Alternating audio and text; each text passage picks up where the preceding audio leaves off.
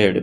తను already 2019లో start చేసిన iBomma continue చేయాలని డిసైడ్ అయ్యాడు. ఇక్కడే ఇండియాలో ఉండి చేస్తే దొరికిపోతాడని నెదర్లాండ్ వెళ్ళాడు. తన వెబ్సైట్కి కావాల్సిన సర్వర్స్ అన్ని కొని ఇన్వెస్ట్మెంట్ చేశాడు అండ్ ఇంకా కొద్ది మందిని హైర్ చేసుకున్నాడు. టోటల్గా ఒక టీంని రన్ చేయడం స్టార్ట్ చేశాడు.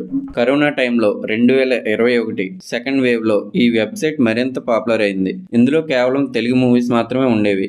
ఓటీటీ ప్లాట్ఫామ్స్ కొనలేని వారికి, మూవీ థియేటర్స్కి వెళ్ళి టికెట్స్ కొనలేని వారికి, అందరు తెలుగు ఆడియన్స్కు ఈ వెబ్సైట్ ఒక ఎంటర్టైన్మెంట్గా ఉండేది. ఇదంతా చూసే వాళ్ళకి ఓకే, కానీ మూవీ ప్రొడ్యూసర్స్కి చాలా లాస్ వచ్చేది. ఇక్కడ ఫుల్లీ హెచ్డి ప్రింట్స్ వస్తుంటే ఓటీటీ సబ్స్క్రిప్షన్స్ ఎవరు కొంటారు, ఎవరు థియేటర్కి వస్తారని మూవీ ప్రొడ్యూసర్స్ అంతా కలిసి 2022లో పోలీస్ కంప్లైంట్ ఇచ్చారు. పోలీసులు మొదట ఐబొమ్మ వెబ్సైట్లో ప్లే అయ్యే బెట్టింగ్ యాప్స్, లోన్ యాప్స్ నుంచి ఇన్వెస్టిగేషన్ స్టార్ట్ చేశారు. ఐబొమ్మ రవి ఓటీటీ ప్లాట్ఫామ్స్లో వచ్చే మూవీస్ని థర్డ్ పార్టీ యాప్స్తో డౌన్లోడ్ చేసి అప్లోడ్ చేసేవాడు. తర్వాత